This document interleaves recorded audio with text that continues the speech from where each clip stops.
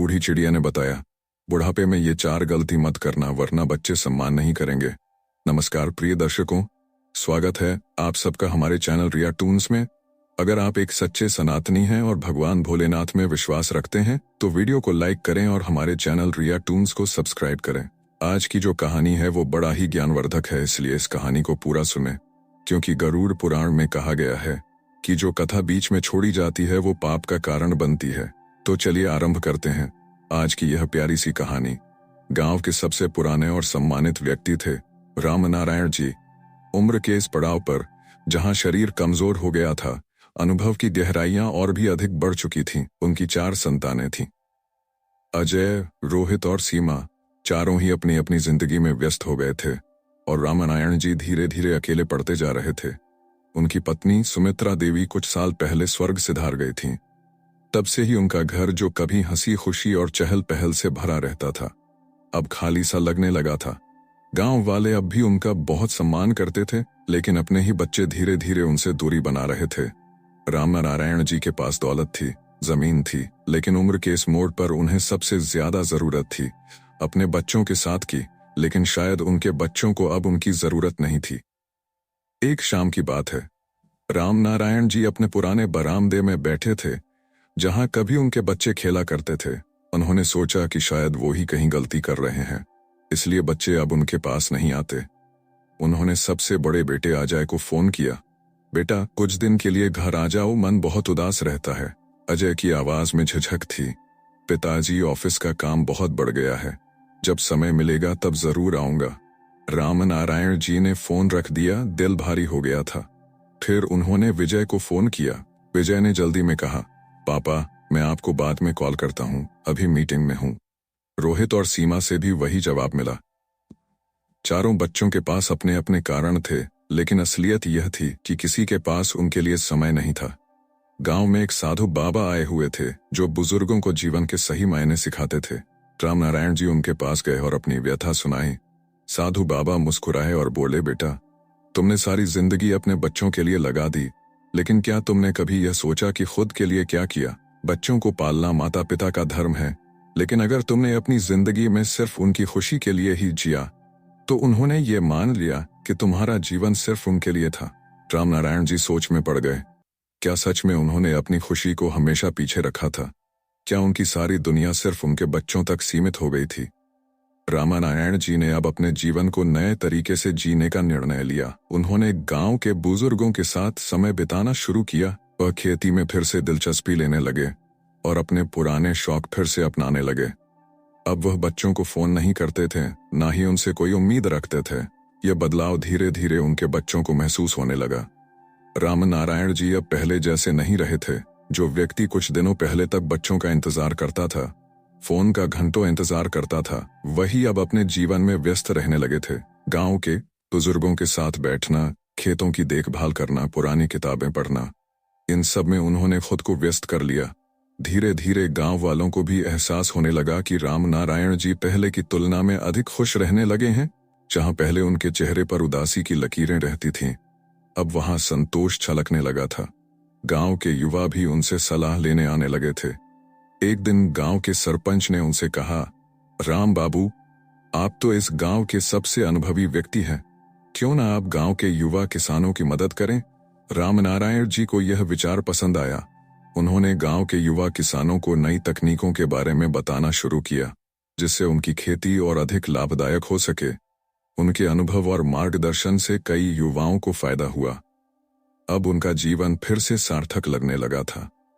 उधर शहर में अजय, विजय, रोहित और सीमा अपने अपने कामों में व्यस्त थे। जब भी वे घर में अपने पिताजी की बात करते तो एक दूसरे को यही कहते कि पिताजी को हमारी जरूरत नहीं है, वे अब गांव में खुश हैं। वास्तव में यह एहसास उन्हें इसलिए हो रहा था क्योंकि अब रामनारायण जी की ओर से कोई फोन नहीं आता था, कोई शिकायत नहीं होती थी। यह देखकर बच्चे भी निश्चिंत हो गए थे। लेकिन एक दिन अचानक विजय के फोन पर गांव से एक अजनबी नंबर से कॉल आया। बेटा, मैं गांव के हरी काका बोल रहा हूं, तुम्हारे पिताजी की तबीयत ठीक नहीं लग रही। विजय घबरा गया।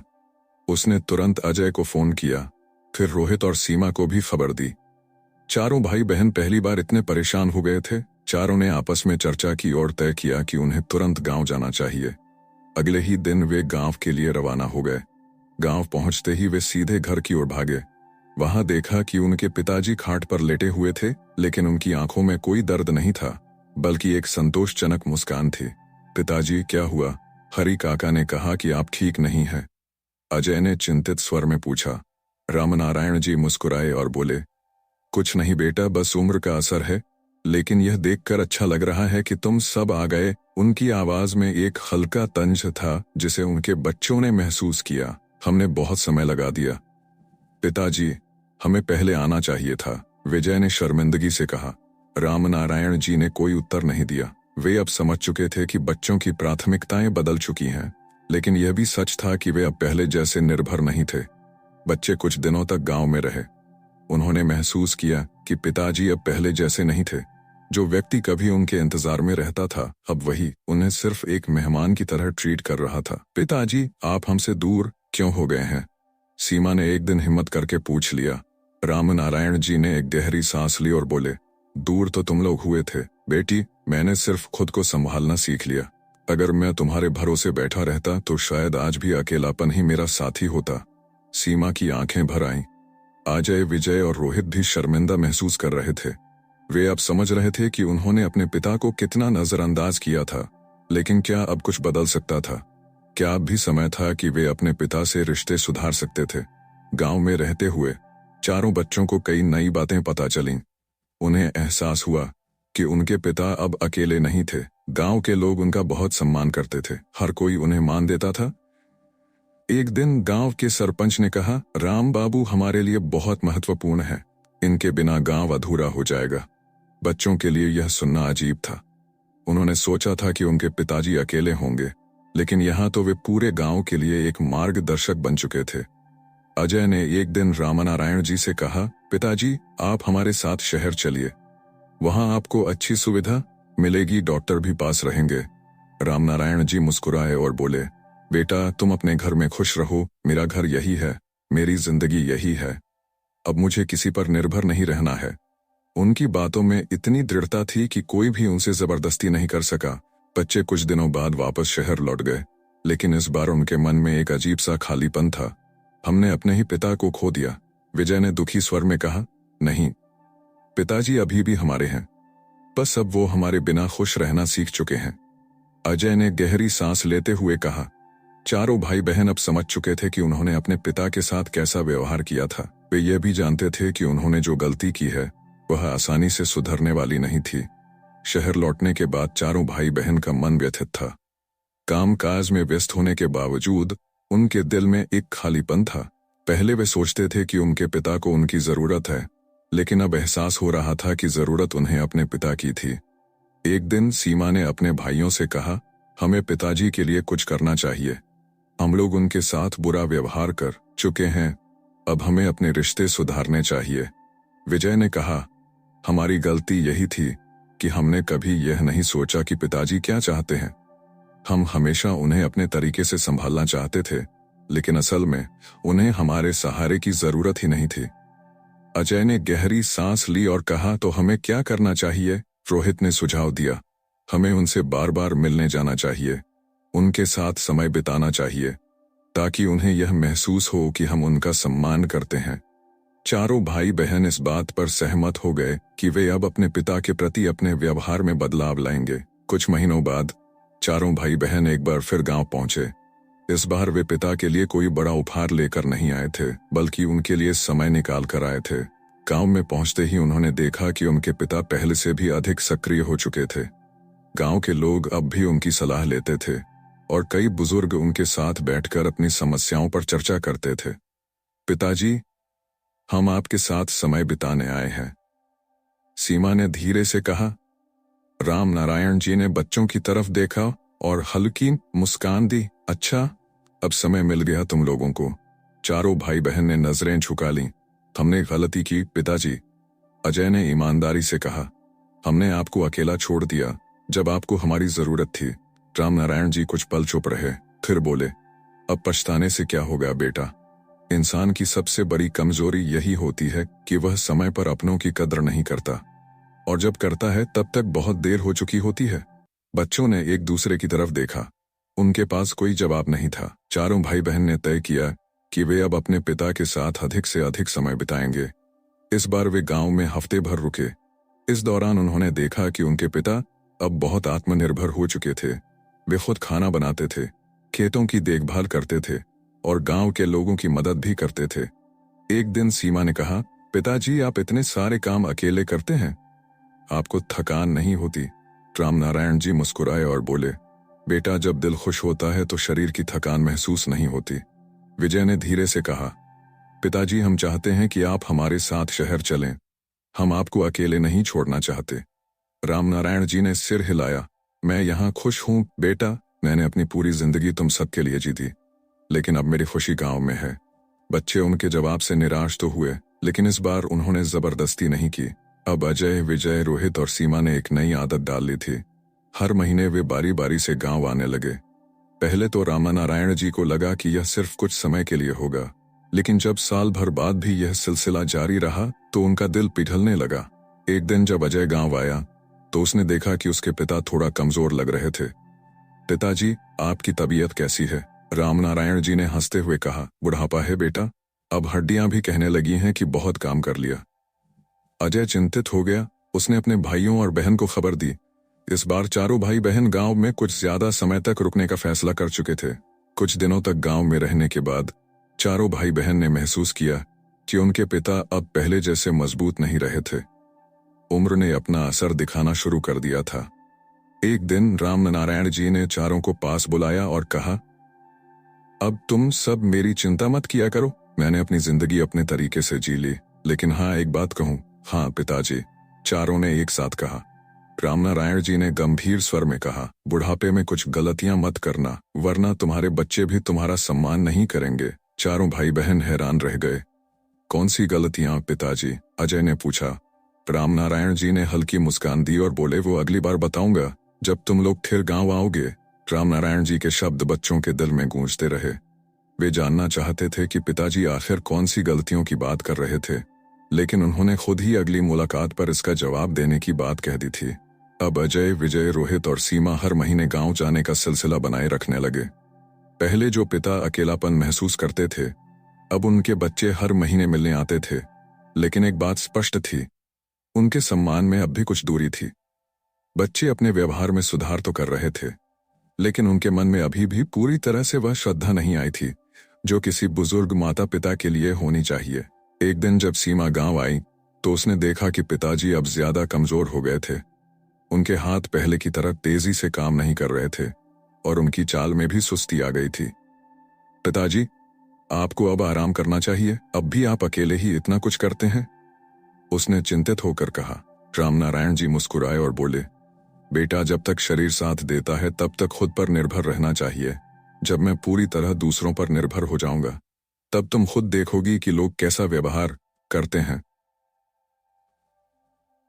सीमा ने यह सुनकर सिर झुका लिया। कुछ ही दिनों बाद जब चारों भाई बहन फिर से गांव आए तो उन्होंने देखा कि पिताजी बहुत कमजोर हो चुके थे। इस बार वे खुद उठकर दरवाजे तक नहीं आ सके।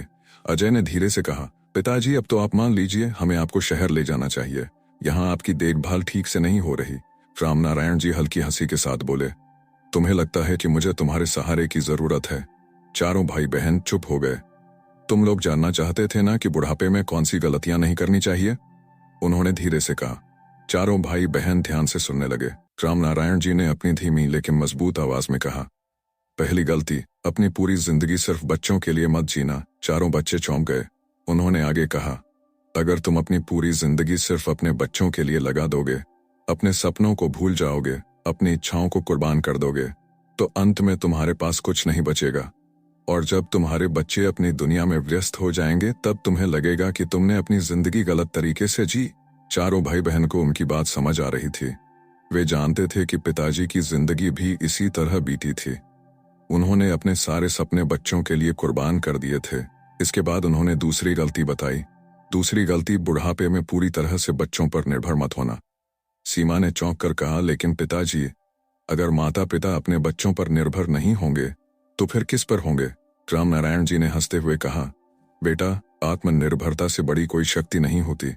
अगर मैं तुम लोगों पर पूरी तरह निर्भर हो जाता तो आज तुम लोग मुझसे सम्मान से नहीं बल्कि दया से मिलते।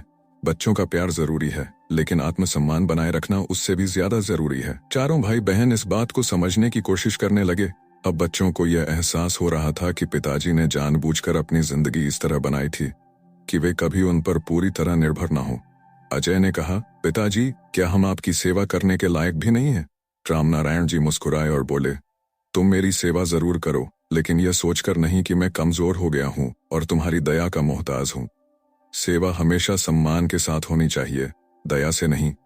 बच्चों को अब समझ आ रहा था कि क्यों पिताजी ने कभी किसी चीज के लिए उनसे कोई मदद नहीं मांगी। फिर उन्होंने तीसरी गलती बताई। तीसरी गलती, अपने जीवन का पूरा धन बच्चों के नाम मत कर देना। अब चारों भाई बहन के चेहरे के भाव बदल गए। विजय ने चौंक कर कहा, पिताजी, इसका क्या मतलब? रामनारायण जी ने समझाया, जब तक तुम अपने धन और संपत्ति पर नियंत्रण रखते हो तब तक तुम्हारे बच्चे तुम्हें सम्मान देंगे। जैसे ही तुम सब कुछ उनके नाम कर दोगे, तुम्हारी अहमियत खत्म हो जाएगी। अजय ने गहरी सांस ली और कहा, शायद आपने सही कहा पिताजी। कई बार लोग बुजुर्गों की जायदाद हड़पने के बाद उन्हें बेसहारा छोड़ देते हैं। रामनारायण जी सिर हिलाकर बोले, बिल्कुल, इसलिए अपनी मेहनत की कमाई को सोच समझकर इस्तेमाल करो ताकि अंत तक आत्मनिर्भर रह सको। अब बस एक गलती और बची थी। रामनारायण जी कुछ पल चुप रहे, फिर बोले, चौथी गलती, बच्चों के जीवन में जबरदस्ती मत घुसना। अब चारों बच्चे एकदम शांत हो गए। उन्होंने समझाया, बुढ़ापे में सबसे बड़ी गलती यह होती है कि माता पिता अपने बच्चों की जिंदगी में जबरदस्ती शामिल होने की कोशिश करते हैं। उन्हें यह समझना चाहिए कि बच्चों की अपनी जिंदगी होती है, अपनी प्राथमिकताएं होती हैं। अगर वे तुम्हें अपने जीवन में जगह देना चाहें तो यह उनका निर्णय होना चाहिए, न कि तुम्हारा। सीमा ने धीरे से कहा, मतलब जबरदस्ती अपने बच्चों से प्यार और सम्मान की उम्मीद करना भी गलत है। रामनारायण जी ने सिर हिलाया, बिल्कुल, अगर तुम अपने बच्चों को यह एहसास दिलाने लगोगे कि उन्होंने तुम्हारे लिए कुछ किया नहीं तो वे धीरे धीरे तुमसे बचने लगेंगे। सम्मान कमाया जाता है, मांगा नहीं जाता। चारों बच्चे अब पूरी तरह से उनकी बात समझ चुके थे। अब अजय, विजय, रोहित और सीमा की सोच पूरी तरह से बदल चुकी थी। वे यह समझ चुके थे कि माता पिता को सिर्फ बच्चों के भरोसे नहीं रहना चाहिए, बल्कि उन्हें अपनी जिंदगी भी अपने तरीके से जीनी चाहिए। सीमा ने धीरे से कहा, पिताजी, आपने हमें आज एक बहुत बड़ा सबक सिखा दिया। रामनारायण जी ने मुस्कुराकर कहा, अगर तुम इन 4 गलतियों से बच जाओगे तो तुम्हारे बच्चे तुम्हारा हमेशा सम्मान करेंगे। अब चारों भाई बहन पहले से ज्यादा ध्यान रखने लगे कि वे अपने पिता से सिर्फ दया के कारण नहीं बल्कि सच्चे सम्मान के साथ पेश आएं। रामनारायण जी की बातों ने चारों भाई बहनों की सोच पर गहरा असर डाला। वे अब पहले जैसे नहीं थे। उन्हें एहसास हो चुका था कि उन्होंने अपने पिता की भावनाओं को नजरअंदाज किया और उनका सम्मान करने की बजाय उन्हें एक बोझ की तरह देखा। अजय, विजय, रोहित और सीमा ने तय किया कि वे अब अपनी सोच बदलेंगे और अपने पिता को सच्चे दिल से सम्मान देंगे, न कि सिर्फ एक जिम्मेदारी समझकर। अब हर महीने कोई न कोई गांव आकर पिताजी के साथ समय बिताता। वे जब भी आते तो महंगे तोहफे लाने की बजाय उनके साथ बैठते, बातें करते, उनकी पुरानी यादों को सुनते। रामनारायण जी को भी यह बदलाव महसूस हो रहा था। उन्होंने देखा कि अब उनके बच्चे उनकी सेवा करने के बजाय उन्हें समझने की कोशिश कर रहे थे। यह देखकर उनके मन को शांति मिली। समय बीतता गया। अब रामनारायण जी और भी कमजोर हो गए थे। उनकी आवाज धीमी पड़ गई थी, चलने फिरने में तकलीफ होने लगी थी, लेकिन उनके चेहरे पर संतोष था। एक दिन जब विजय गांव आया तो उसने देखा कि पिताजी अब ज्यादा समय खाट पर ही बिताने लगे थे। पिताजी, डॉक्टर को दिखाएं? विजय ने चिंता से पूछा। रामनारायण जी मुस्कुराए और बोले, बेटा, डॉक्टर बूढ़ापे का इलाज नहीं कर सकते। विजय ने उनका हाथ पकड़ लिया। आपको कोई तकलीफ तो नहीं हो रही? तकलीफ तो तब होती जब मैं अकेला होता, उन्होंने प्यार से कहा। अजय, रोहित और सीमा को भी इस बात की खबर लगी। अब चारों भाई बहन एक साथ गांव आ गए। वे समझ चुके थे कि शायद अब पिताजी ज्यादा दिन उनके साथ नहीं रहेंगे। एक रात जब सभी बच्चे पिताजी के पास बैठे थे तो रामनारायण जी ने कहा, आज मैं बहुत खुश हूं। सीमा ने धीरे से पूछा, क्यों पिताजी? उन्होंने गहरी सांस ली और कहा, क्योंकि मैंने अपने बच्चों को समझदार बनते देख लिया। मैंने देखा कि वे अब अपने माता पिता को बोझ नहीं बल्कि सम्मान के हकदार समझते हैं। अब मैं निश्चिंत हूं। चारों भाई बहन की आंखें भर आईं। रामनारायण जी ने एक एक करके सभी को देखा और फिर हल्की मुस्कान के साथ अपनी आंखें बंद कर लीं। उनकी सांसें धीमी होती गईं और कुछ ही पलों में वे इस दुनिया को छोड़कर चले गए। गांव में शोक का माहौल था। चारों भाई बहन को यकीन नहीं हो रहा था कि पिताजी अब नहीं रहे, लेकिन वे जानते थे कि पिताजी ने उन्हें जीवन का सबसे बड़ा सबक दिया था। बुढ़ापे में आत्मसम्मान कैसे बनाए रखा जाए और माता पिता का सम्मान कैसे किया जाए। रामनारायण जी के जाने के बाद चारों भाई बहनों ने मिलकर गांव में एक छोटा पुस्तकालय बनवाया, जिसमें उनकी लिखी कुछ कहानियां और जीवन के अनुभव दर्ज थे। उन्होंने वहां एक बोर्ड लगवाया जिस पर लिखा था, अपने माता पिता का सम्मान करो, लेकिन उन्हें आत्मनिर्भर भी रहने दो। प्यार दो, लेकिन उन्हें बंधन में मत बांधो, क्योंकि सम्मान जबरदस्ती नहीं, दिल से दिया जाता है। अब वे चारों हर साल गांव आते, अपने पिताजी की यादों को संजोते और उनके दिखाए रास्ते पर चलते रहे। रामनारायण जी चले गए, लेकिन उनकी सीख हमेशा के लिए उनके बच्चों के दिल में बस गई। अब अजय, विजय, रोहित और सीमा अपने बच्चों को भी वही सिखाने लगे जो उनके पिता ने उन्हें सिखाया था। अब वे जानते थे कि सम्मान मांगा नहीं जाता, बल्कि कमाया जाता है, और यही रामनारायण जी की सबसे बड़ी विरासत थी। प्रिय दर्शकों, हमारी आज की कहानी यहीं पर समाप्त होती है। हम उम्मीद करते हैं कि आपको हमारी आज की यह कहानी बहुत पसंद आई होगी और आप इससे ढेर सारी प्रेरणा लेंगे। कहानी पसंद आई हो तो वीडियो को लाइक करें और हमारे चैनल रिया टून्स को सब्सक्राइब करें। मिलते हैं अगले वीडियो में, तब तक के लिए नमस्कार। जय श्री कृष्ण।